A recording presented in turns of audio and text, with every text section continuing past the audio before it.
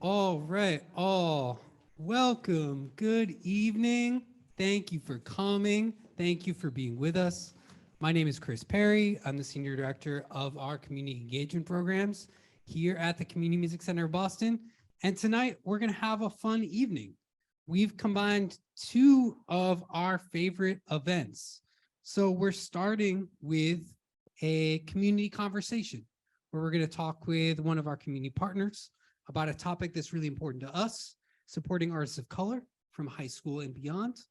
And then following that, we are going to have one of our John Klaczynski concert series featuring Stephanie McKay and her amazing, amazing band. We've had this sound equipment for a little bit. I never thought it sounded good until tonight when I heard them through it. So I'm very excited.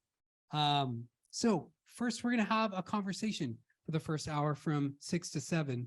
And I wanted to welcome up Jasmine Garcia.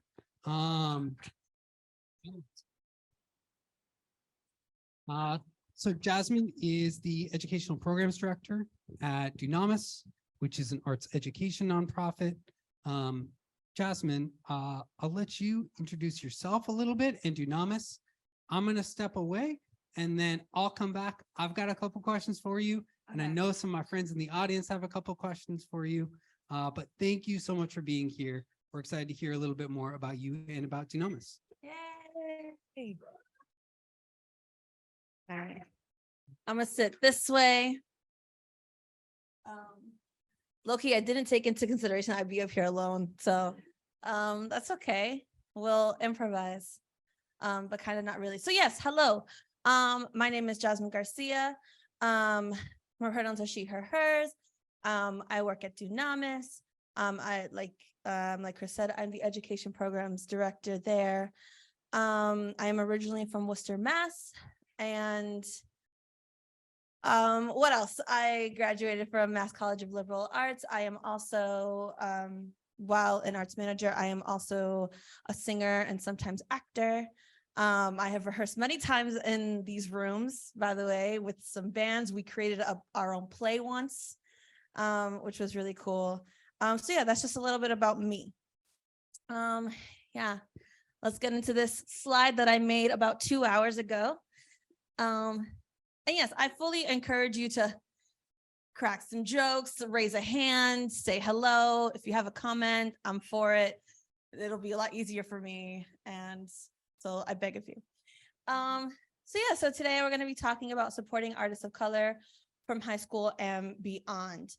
You can go to the next slide, but I guess the first thing I want to acknowledge is that I am no expert. I am a person who has been working in the arts for for like about 6 years. And also I'm a person of color who grew up and tried to and began to emerge in the arts, and I was kind of a late bloomer, so I've already been in the seats that you're sitting in, and I'm just like a little bit ahead of you. So today I'm just here to express my experience, my knowledge, but when I say I'm no expert, that means that if there's anything that I say that you feel like, hey, I don't know if I necessarily agree with that, please point it out. I'm down to talk about it because I don't know everything. I'm going to make sure to look this way too. Yeah, I got this. Okay, so what are we going to talk about today? So we're going to talk about a little bit about Dunamis, who we are, why we exist, where we came from. We're going to talk about the Emerging Artist Fellowship, which is one of our programs. We're going to talk about the Arts Management Apprenticeship, and then why we focus on emerging. So the way that I've planned this out in my mind is that I'm going to talk about how Dunamis and all of us as individuals, as far as the staff, try to exemplify how we support young people of color in the arts. And hopefully, again, beyond and into the future. I know the work that we do, but we're always learning. So yeah, that's what today's going to be about. Let's go. So Dunamis. So Dunamis, I really hope I do well, guys. Pray for me. Thank you. Okay, so Dunamis. So Dunamis was originally created by our executive director, Jay Cottle, who's sitting in the far left corner of the room. Um, and the short kind of story is that Jay and I both went to MCLA, and we both did interdisciplinary studies. And one of the majors that we included in those was arts management. And it was the first time I had ever heard of arts management, and I think it was the first time he did as well. He was a senior, I was a freshman, so we were doomed. No, but yeah, he was a little bit more experienced in the arts. He went to BAA, and I was always a bit of like a late bloomer. I had kind of sang on my own, and really kind of began to be an artist in college through a cappella, through singing, through some acting. And then Jay went off and went to Leslie and started to create this idea of Dunamis. And eventually when I came back along, it was about the idea of there are people who are just like us, people who we love the arts, we do have some skills, like we have a lot of dreams, but we don't know the practicality of how to get there. Sure, there's like the dream and the talent, but like, I don't know, do I need an agent? When should I get an agent? If I get a gig, how much should I be practicing? How much should I be charging for people? Like, should I be on social media? I don't really know how to work that. It's just all of these different things that we didn't necessarily understand. And so that's why Dunamis was born. We wanted to learn that information and give that practical professional development for emerging people who were just like us and just like you in this room. So it began in his graduate class, and then it went on to my mama's table. And then it was just a lot of just figuring it out and just beginning. And I was just kind of along for the ride. And then slowly we just kind of stayed committed to it. And so then we got another staff member, Neo Gabo, and then another staff member. And then we got incorporated, and then just things kind of grew on and grew forth. So yeah. And so what does Dunamis mean? So it directly translates to power. And what we try to focus on is Aristotle's philosophy of potentiality. If you look on our website, we have a lot of greenery. There's a lot of trees, there's a lot of leaves, there's a lot of acorns and all of that. And essentially, it's the idea of that if you were to look at an acorn and see and look at it for what it is at this moment, but also look at it for its potentiality. It is at the same time an acorn and also an oak tree. And so it's about looking at something and seeing what it can potentially grow and be. So at least that's a philosophy of where Dunamis was kind of born at. And we're always looking at people that way. And then Dunamis's mission. So yeah, how do we do this work? So our mission on our short version is to provide professional development for emerging artists and arts managers of color. And we do that through, like I said, professional development, but we also do it through extreme support and always offering community. We found that what makes Dunamis really special and unique is that when you come to us, you're not necessarily going to just get professional development, which we thought was going to be great and all you needed. But what we really found was that people needed people to believe in them, to feel supported.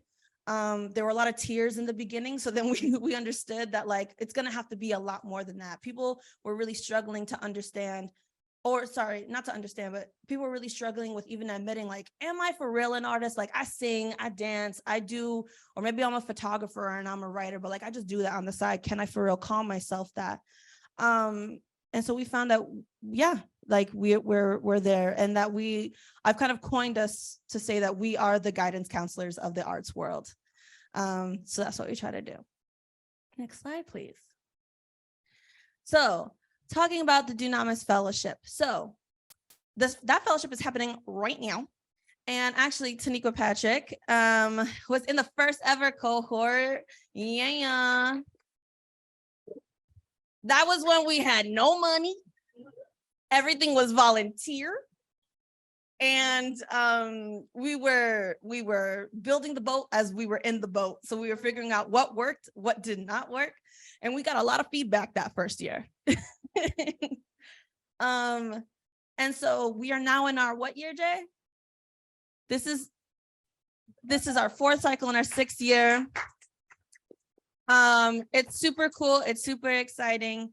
And so yeah, we're in that cycle right now. So that is where right now we We have 5 fellows, and we at the beginning we really just focused on writing.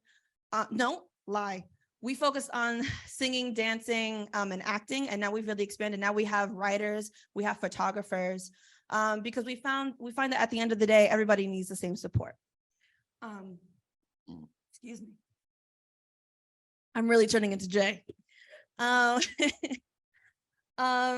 so we do provide professional development, but so what they do is now we turned it into, it runs from February to May, where they meet up on weekends, and we have workshops, everything from branding and marketing to wellness to contracts and writers and intellectual property, artistic identity, all the while, hopefully, all this information is to scaffold into their capstone projects, which will be happening May 7th.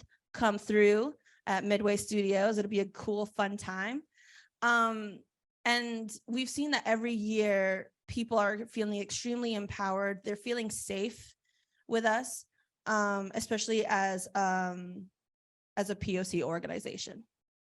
So yeah, next slide. So now we have our arts managers, yeah? And our arts managers run in the summertime. And it was funny.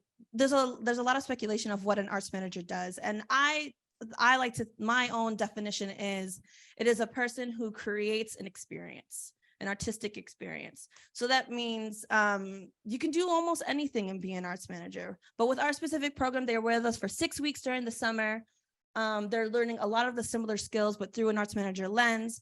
And at the end of it, they are some of our kind of cornerstone producers of the JP Porch Fest that we are now in charge of. So also come to JP Porch Fest. It's going to be lit.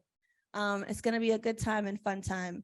And hopefully, you know, our goal with this program is that we are creating a space, a safe space for future people of color in the arts as leaders, right? Hopefully they're going to be our CEOs, they're going to be our artistic directors, they're going to be our executive directors. So we want to make sure that we are kind of giving them the foundation that they need in order to go forward. So this was an interesting one. So when we first started, we kind of really, we were just like, okay, our programs are going to run from, our age group will be from 16, I think, to like 25. And when we put out there, we got a lot of complaints. We got a lot of complaints, people being like, excuse me. Hi, I'm 27. Why can't I come? Hi, I'm 35. Why can't I come? And it was funny because we thought that we were doing a good job. We said 25, people are cutting people off at like 20 or 21 or whatever. We thought we were doing great. But it turns out that there's such, because of those cutoffs, oftentimes between the ages of 25 to like, I mean, honestly, 25 and up, there's just a lack of resources, a lack of programs. A lot of programs are really geared towards youth, and that is important. But so then that's why we were like, okay, how do we work around this? So then that's why we came up with the term like, okay, we're going to be focusing on people who are emerging. And what's great about emerging is that you can be emerging at any time. And what's extra awesome about that is that through the applications, ever since we changed that, our age range has gone, I want to say the highest application we've ever gotten was 60, and the youngest application probably being 18, which is extremely awesome. And I think we're really, really proud of that, because I think it kind of took off the blinds of like, okay, we're clearly missing a lot of people, or a lot of programs are missing a lot of people who are eager and are extremely excited and want the chance to come and learn, especially after the pandemic. Because what was happening in the pandemic? People was quitting their jobs, people were moving, people were just like, I am not, if the world is gonna end, I'm not gonna do something that doesn't serve me. And so, and which everybody take into the future, okay? If it's not serving you, don't do it. And so we found a lot of people finally being like, you know what, if the world is going to end, I want to do something that I love and care about. And so we had a lot of people being like, I have finally had the time to focus on me, to put my work aside and really focus on a dream that I honestly kind of gave up on. So we're really, really proud of that. And when it comes to the younger groups, we found that that we kind of really just became a really safe space for them, that we had high expectations of them. And I want to say that's probably the biggest revelation, that teens, at least that we've really experienced, often have been in places where people think that they're dumb, people think that they're incapable, people think that they're not willing to learn, to work, to do really great work. And so I think we really pride ourselves in being a place where when you come to us, what are your artistic dreams? What is it that you want to accomplish? And most of the time we're able to kind of cultivate a project or work that we're already doing that can speak to that. And the people that we have worked, the young people that we have worked with, has been really, really great. And we're super, super proud of them. Like our guy Carlos over here. Yeah, Carlos. Awesome. Next slide. So I mean, I kind of went into this already. So why young people of color? It's funny. So I also work at the Bach Center, which hosts the Teen Leadership Council. And when I was thinking about this question, I literally asked Jay, I was just like, these questions often like annoy me, because whenever they're just like, why should we be investing in young people? I'm just like, isn't it obvious? Should we not? Like, what are we gonna do? But I asked them, I don't know, it's just like, what makes it hard for you to get into the arts industry, the artistic world around here? And so I just asked instead of just trying to guess. And this is what they said. They said that they feel a lot of adults in artistic spaces or in positions of power often there's a lack of belief in them. Which I think is insane. I think that young people are extremely underestimated and often overlooked. I think that more than often, as long as there is clear communication and opportunity, they're always often going to show up. Why people of color, when it comes to creating a pipeline of success, I want to say that is our main goal when it comes to young people and Dunamis. Sorry, I'm blinking because I'm like, it's so obvious in my mind. But I'm just like, we want to get to young people and we want them to understand that there are 1,000,001 jobs that you don't know exist. And it is our job to let you know of the 1,000,000 possibilities that you have in front of you, and that they are so accessible. So for us, I think it's more about like showing young people what they can do, how they can do it. And I think what we're always preaching at Dunamis is like, there's more than often a job out there that you don't exist that probably would be perfect for you, or you probably just have to create the job yourself, and that's possible. All the jobs that exist didn't exist at one point.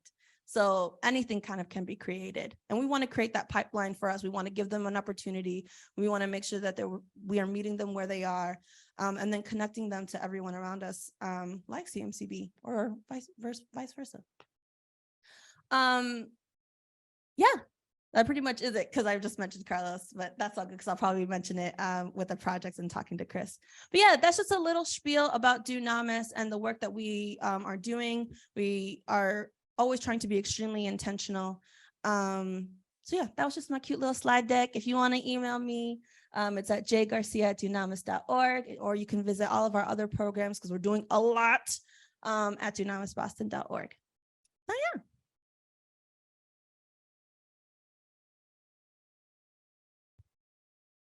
All right, amazing, Jasmine. Thank you so much. That was incredible. I have a list of questions. You checked off a couple of them. Okay. Luckily, it was a long list. I have a few more. First, I want to ask you a little bit more about yourself. Sure. Then a little bit more about Dunamis. Then a little bit more about the kind of arts sector generally. But I also wanted to say to you all, I don't want to be the only person asking questions. So I'm going to ask a couple, but every couple of questions, I'm going to open it up for any of you all, because we'd really love to hear from everyone. So I just kind of wanted to start out asking you a question about yourself. You talked a little bit about your personal journey, but I was wondering, could you share what was your first job in the arts? And you could take that any way you want, which is like whatever. You could have gotten like pizza after a piano recital and like that was payment, or it could be like your first job after college or an internship, whatever. And then are there any through lines from that to what you're currently doing sitting here today? Yeah. So, as I mentioned before, I've always kind of considered myself a late bloomer, only because, like, you know how people are always like, I've been dancing since I was 3, or I've been singing since I was 2. And I'm like, sure. Um, sure, technically. But I think I loved musicals kind of growing up. I loved singing, but I think my first real understanding of like, oh, I think I'm kind of good at this and I think I like this. It was probably when I was like 13. And I was just kind of like badgering my mom. I was like, Mom, I want to sing. Mom, I want to sing. And so she was like, okay. So she like kind of locked me in a room for like 3 hours, gave me a Heather Headley song. And by the way, raise your hand if you know who Heather Headley is. Exactly. So that was me when I was that age. Go listen to Heather Headley. She's amazing, guys. It's gonna be great. And so, yeah, and I came out like super hoarse, but I think whenever I tell that story, my mom is always like, she says, I knew that you could be a singer because I just threw you in there and you practiced anyway. And so I think that's when like I really first had like a drive and I wanted to sing and move forward. And I would say my first ever job technically. So I was really just kind of singing like along with like my Kelly Clarkson CDs and like my karaoke and my Evanescence and all that kind of Avril Lavigne. But my first job, I would say, was my mom was like, okay, let's do this. Like, I'll try to take you to like some places. And in almost any city has a Puerto Rican festival. And I am Puerto Rican. And so she's like, come on, let's audition. One thing about my mama, she was just like, we're gonna find you some place to sing. And so yeah, my first big thing was singing at a Puerto Rican festival, which I know is online, and please don't look it up, like, because I know I changed keys in the middle of it, but I didn't know what I was doing. I didn't know. And then I'd probably say she also worked at the DCU Center, and so I would sing at like the Worcester Shark games. But other than that, it was really just school. And then it really kind of began in college because Jay Cottle just likes to make things. So he had also created the Allegrettos, which did gospel and a cappella. And so that's when I really I sang my heart out at that time. I was like, okay, I'm gonna do it. I feel really supported. I feel good. And so yeah, we went to like the ICCAs like at Berkeley when we were there. So that was super cool. I did plays for the first time. And then now I would say afterwards, I'm trying to delve back into, you know, the pandemic happened, things slows down and all that kind of stuff. But so I'm trying to get back into me singing as an individual, but I've also been a part of a band called Petrichor. Yeah. Thank you for the 2 claps. And yeah, it's a band full of friends who like love to sing and create work together. So yeah, I would say that's a little bit of like my background. And then the through line, I would say that like my big reason for wanting to be a part of Dunamis and create it was because I felt like I was creating a program for me, which I think sounds super cheesy, but like is for real. Because I didn't take singing classes, I didn't take acting classes. Those programs as I got older really started to disappear from school. And so that thing wasn't in my life until college. And so it was there and it was created. So yeah, I would say my reasoning for Dunamis is so that people can come to us and we don't charge them. They get to be paid by being with us. We are extremely flexible. It's a group of people who look like me, who are really there to support and to help me create a foundation and a pathway to the dream that they want. Thank you for that unbelievable answer. That's amazing. I'm so glad that you're creating those opportunities for other folks right now. I think that leads me to talking about Dunamis and something that I really love about it, which is that Dunamis uses this idea of a life cycle from an acorn to a sapling to an oak tree to describe the young artists that you're working with. And so, you know, for me, the idea of a life cycle like implies restarting. and like giving back, right? Like once you're an oak tree, then you are reconnected to the acorns in the world. So maybe can you explain to me like a little bit more about that idea, and why you feel like it's important for artists and folks like yourself to like use your position to increase access and opportunities? Yeah. I think I was gonna say something. I was like, no, it's a little too controversial right now. The Oscars just happened. Um, but I think that what really sustains people and what makes people believe that they can do anything in the arts is when you see someone like you doing that thing. And when you see someone being extremely gracious and understanding that they had opportunity, that they have been able to have some success, and some of that success can be lended towards people who also need to come up. And I think that that's what sustains, I think, community, but also low-key humanity. I think that, I mean, like, it'd be really whack of me to be like, this was great, guys, peace, and to not share the knowledge or the resources that that we gain when we get to a certain level of success. So I think it's extremely vital to community, to lending that information to young people, and not being essentially kind of like a gatekeeper. I think it's funny because I think I'm struggling with this because it just doesn't make sense to me when people do it. I think in my mind it feels extremely obvious, and I don't know why people can't share or give advice. So it just feels like a real gatekeeping kind of thing to me. And yeah, and I'm just a person who is extremely just like, especially because like I hate advice that goes like, believe in yourself. You can do it. You got this. You'll figure it out. I hate that.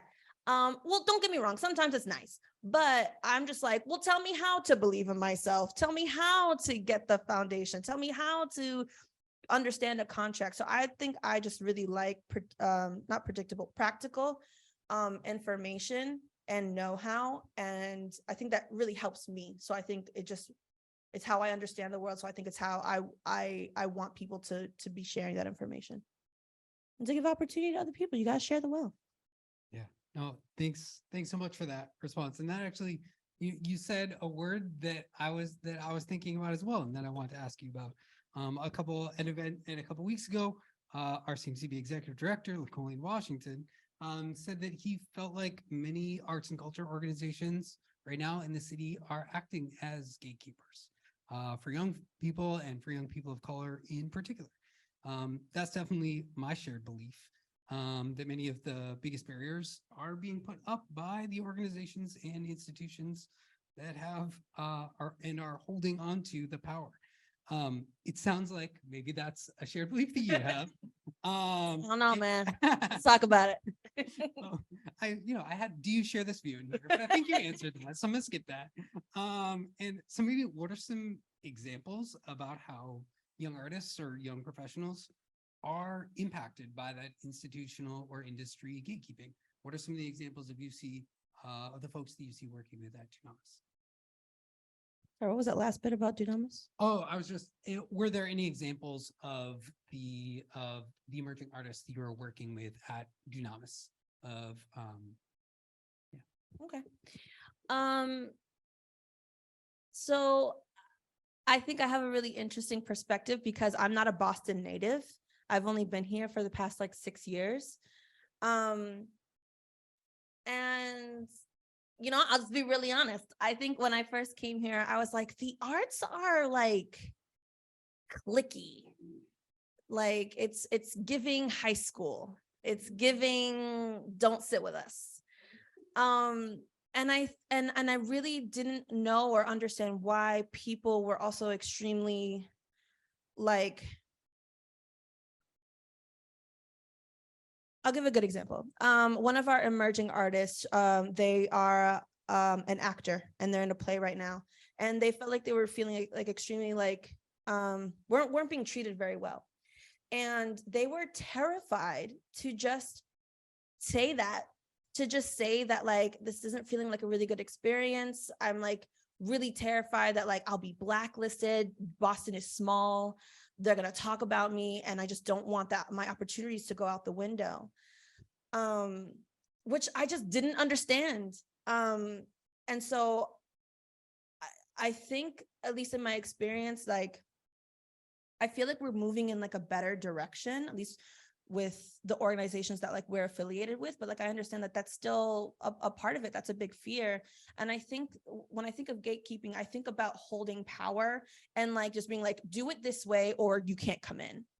And I think that it's the reason why young people of color, it's so interesting because, a lot of predominantly white institutions are just like, we want to get our people of color numbers up and like we want more inclusivity and diversity, but it's just like people don't want to go in there because they're nervous. They're scared of the culture. They're scared that like, I don't want to be in that toxic like environment, or have these like certain expectations of there's only one way to do something.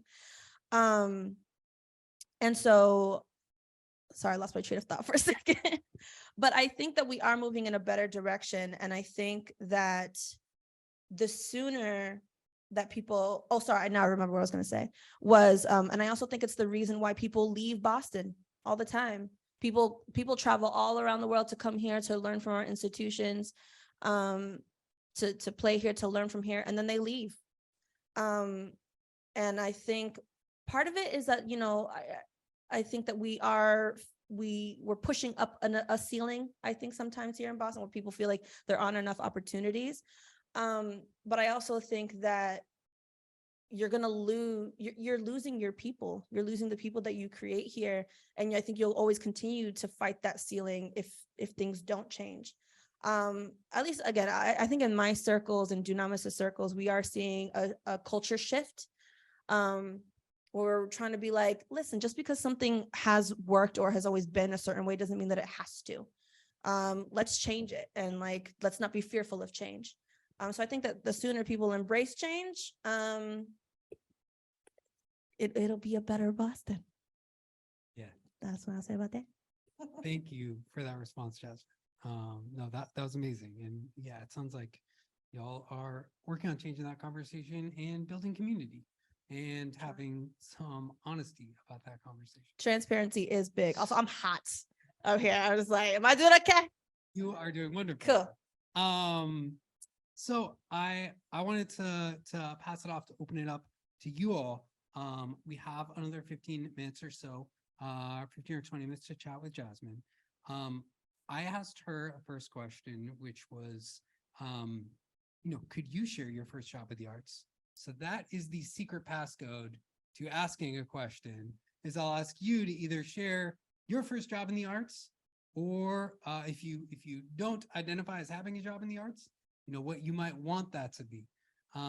So does anyone in the audience have a question that they want to ask? You could be brutally honest. All right, I'm going to give it to Zach. Zach, I'll walk this over to you. Okay, so my first job in the arts was playing in an orchestra. Snaps for Zach. Well, I don't know. Hold up. You haven't heard my question yet. So much of what you said resonated with me, and my wish is always that the staffs on the front office of arts organizations were half as good as a talent on stage, especially with a lot of these really predominantly white institutions that dominate Boston in a lot of ways.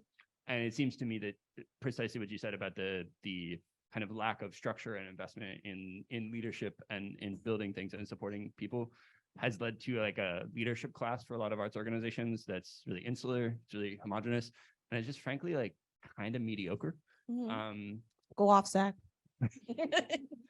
And so you all are trying to do a lot to change that, but you're also trying to do a lot to build new pathways and new things.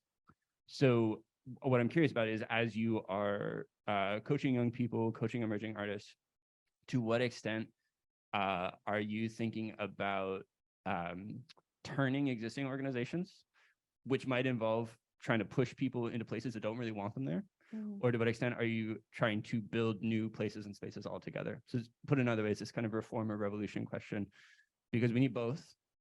But you're in a position where people are asking you, like, what does the future hold? How should I think about what I'm doing?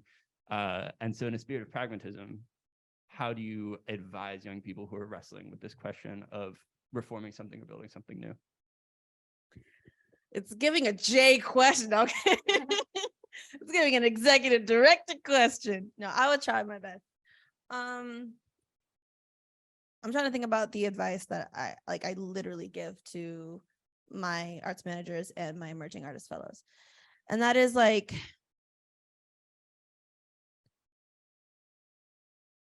I think what I honestly give them is like, you get to choose what to reform and what to burn down. And I do think that what we also like, what we try to do with anybody who comes into our presence, or whatever the word is, we always try to think like, first off, what's your vision? So like, instead of, because what we don't want to happen is like, you say like, screw all of these things and let's burn it all to the ground, but then you have no plan. There's no structure. There's no place for people to go to understand how to do X, Y, and Z. And so I think the first thing that I always say is like, well, what do you want your world to look like? What do you, and if that world is like the arts in bigger or the arts in Boston, what do you want that to look like? And then based on that answer, I think you then need to choose, okay, well, what is working and just needs to be some tweaking, and what needs some radical reform? And then, you know, I don't know if I'm supposed to say this, so sorry, Jay, if I'm not, but people have been coming to us in a kind of a consulting way. And so people are often just like, yeah, like we love the work that Dunamis is doing. So like, how do we, like, what are some like philosophies or ways of teaching that you do so that we can implement them? And I think our biggest, like, I can't think of words, but like the thing that drives us is like, we are always working from a human-centered design. So like that being from our programming to even like our staffing, like the way that like, how many vacations, how much time off do we have? Like, how are we meeting where each other's are? Like, do we need to change your title because your goals have changed, or what, or the work that we're doing has changed? And so I think always looking from a place of like, what is, as a human being, what works and what doesn't? And I think that as long as you're starting from that kind of foundation, then I think that that's your best kind of navigator. And hopefully I answered that. That was a beautiful answer. Thank you.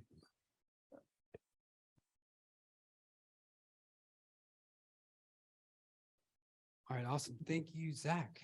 Any other questions from the group? Yes, Taniko Patrick. All right. My first arts related job actually was singing backup for an R&B singer. I don't even know if you know that.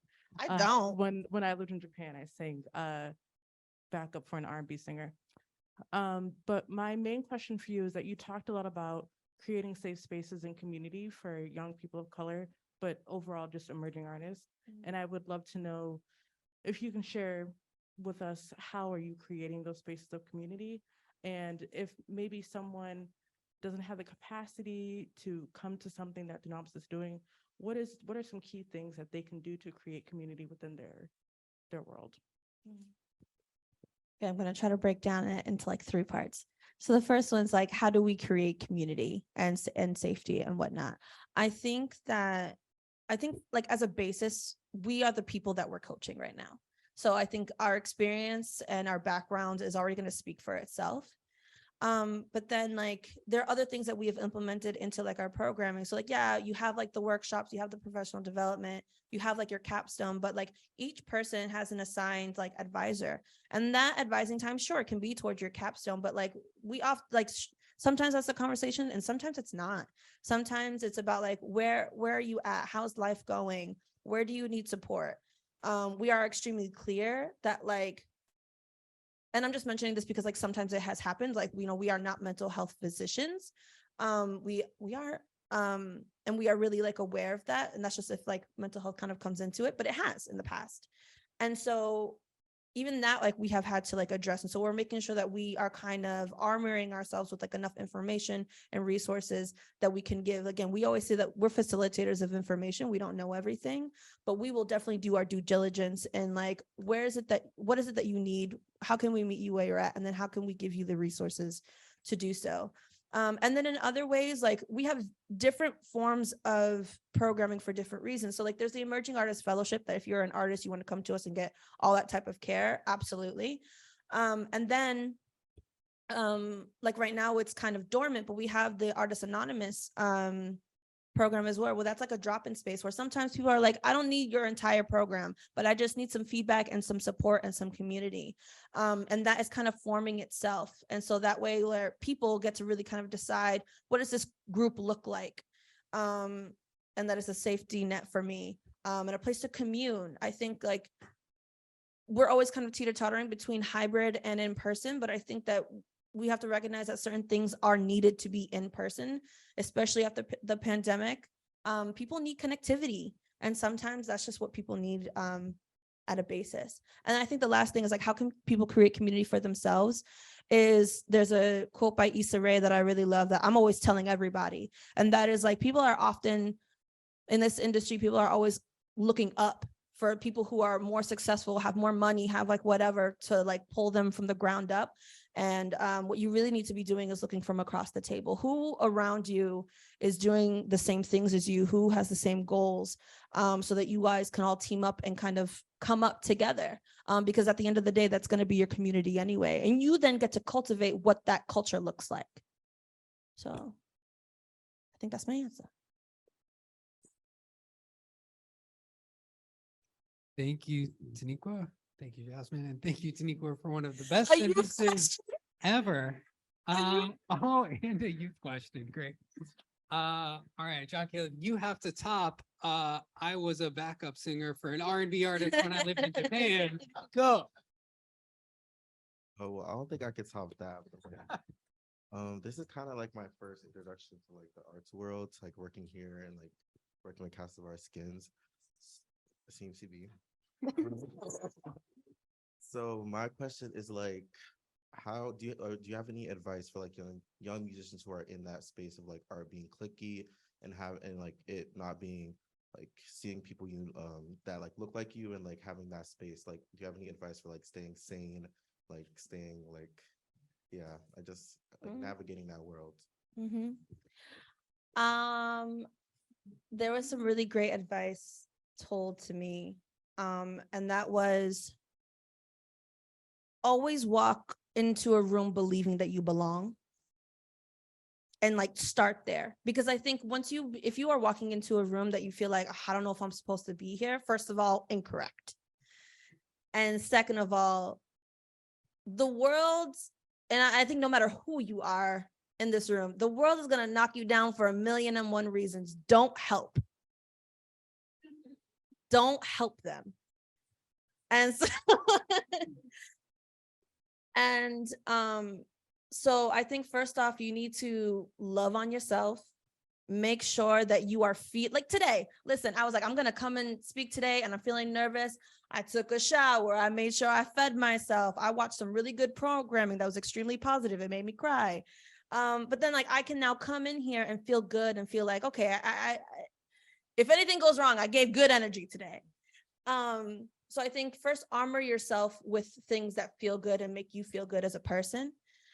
And then I think when you find good people, do not let go. You see those two back there?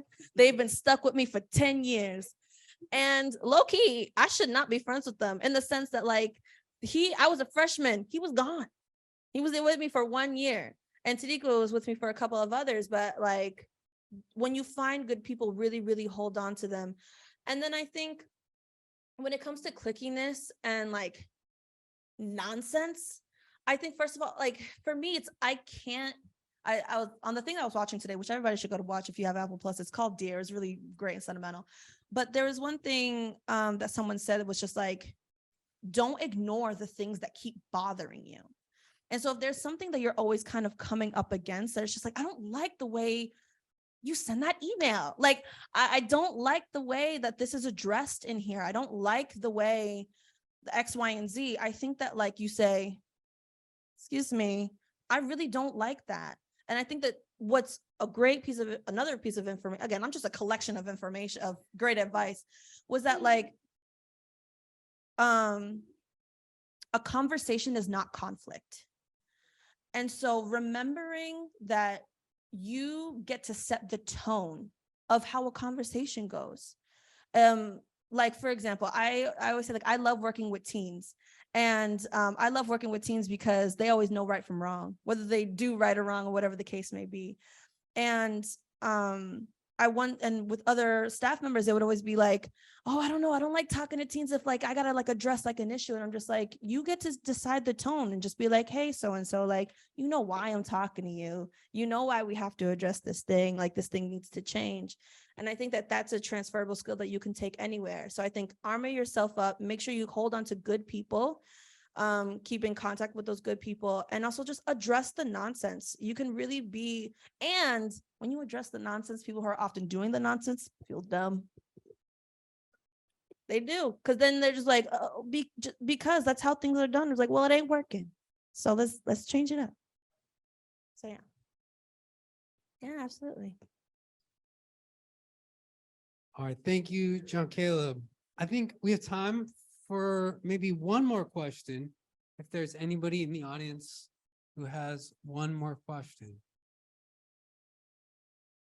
All right, I'll give it a moment, and that's and all right. If not, then I'll ask one, which is that I think that you know, whatever we talked about, folks, they're being gatekeeping and not letting people in spaces. But I feel like then it even segments even more, is like there's some people who are maybe not gatekeeping as much, but they're coming at it from like a saviorist mindset, right? And but I think the you know, the youth employment program that we're involved in and all of the stuff that we've done here at CMCB over the last 18 months has only taught me that all of the youth employees are way better at my job. And I'm sorry to my colleagues, the jobs of my colleagues. They're absolutely incredible. And so I just wanted to end on kind of you maybe like uplifting some stuff that people are doing right now. Like, what are some examples of young people in the arts community who are pushing growth and innovation? They're not only getting in the door, but they are doing something totally new and blowing it down.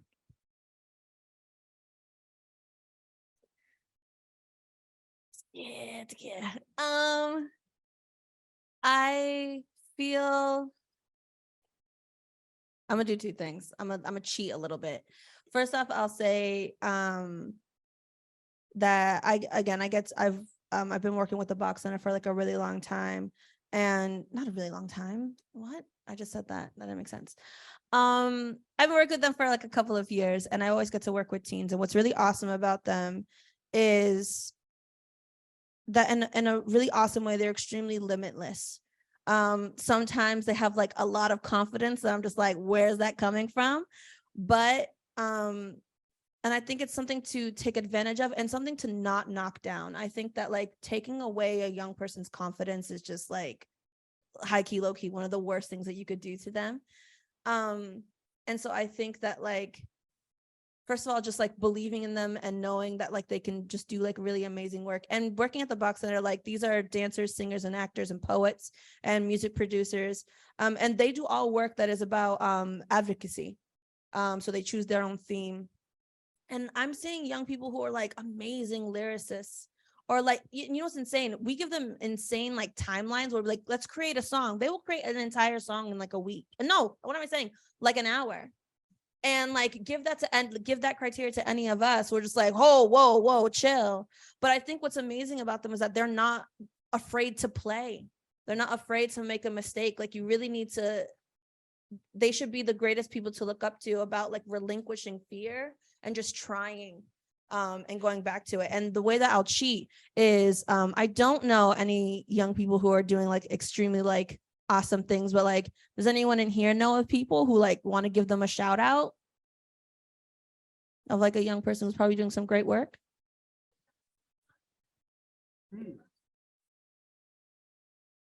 Son Ezra gonna get the VA. Hey, congratulations. Awesome. We're gonna see you around, Ezra. Awesome. Anyone else? Yeah. Absolutely. Yes. Just got accepted into Emerson and is doing great work at Dunamis. Berkeley. Victor, Owen, Lex, and Messiah, and they are extraordinary. And now Yishai is joined. Oh my Awesome. Absolutely. Thank you so much. So shout out to y'all. Thank you so much for coming. Thank you for doing your work. Awesome. And yeah, shout out to Jades, shout out to Michaela, shout out to Ty, shout out to all of our youth employees who came and hung out. Shout out to Ashley, who's doing a little bit of everything tonight. Crushing it. All right. And thank you so much, Jasmine.